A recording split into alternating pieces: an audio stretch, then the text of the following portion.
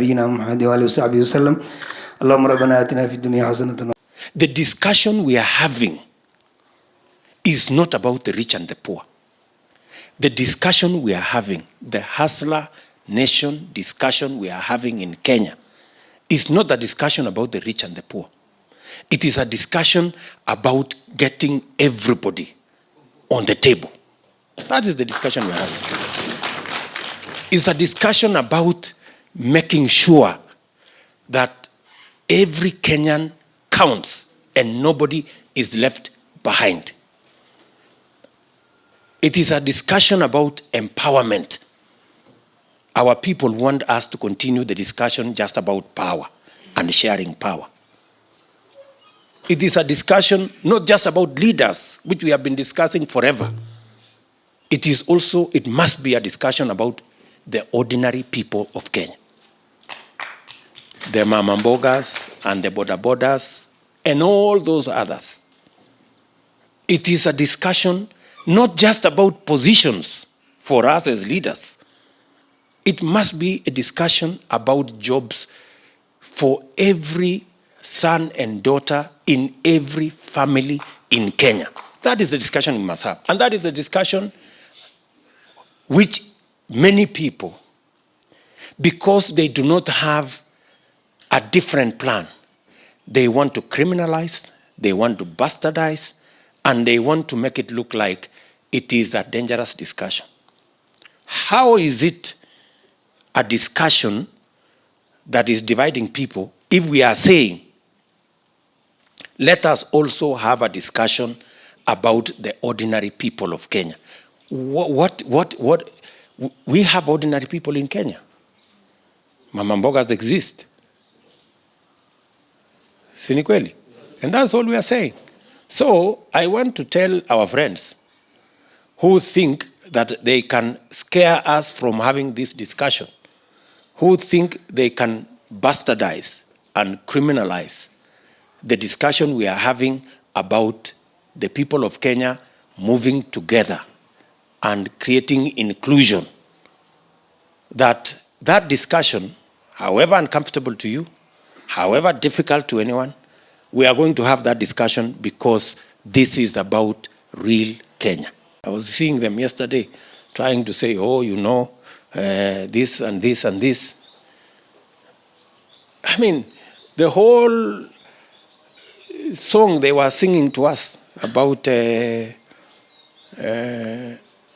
corruption is squarely on their shoulders.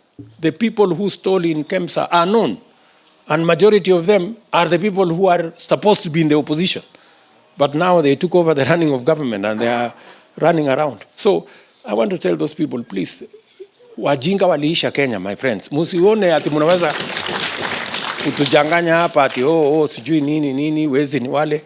You are squarely to blame for the failure of this administration to deliver on our mandate because you came and overturned our priorities and changed our focus, destroyed our party. Today we don't have even a party. I see our friends from the other side. They pushed their way into government using the handshake. They took over committees in parliament. They took over the running of government. 3 years down the line, because they have failed miserably, they now want to run away from their own failure. They are now trying to say, Jubilee has not done this, Jubilee has not done this. Which Jubilee are you talking about?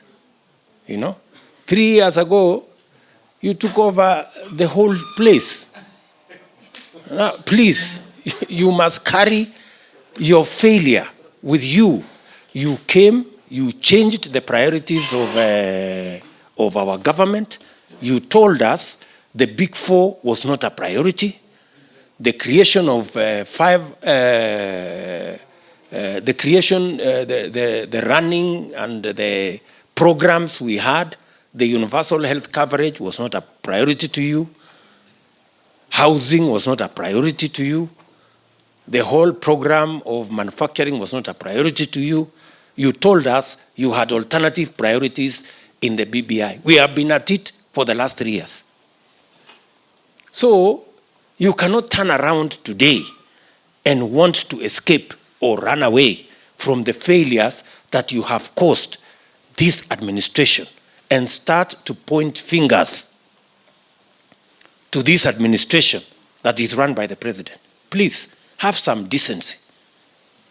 You know, be gentlemen and accept that you have caused the country monumental failure by virtue of overturning the priorities that we have, and you will squarely have to carry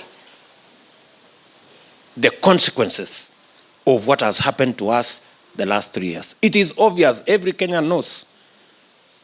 This government was running, this government was delivering until the time we were told the priorities must change. Until the time we were told committees in parliament must change. And so how can the same people who changed our priorities, changed committees in parliament, took over the running of many sectors of his administration, how can they turn back today and start to try and point fingers?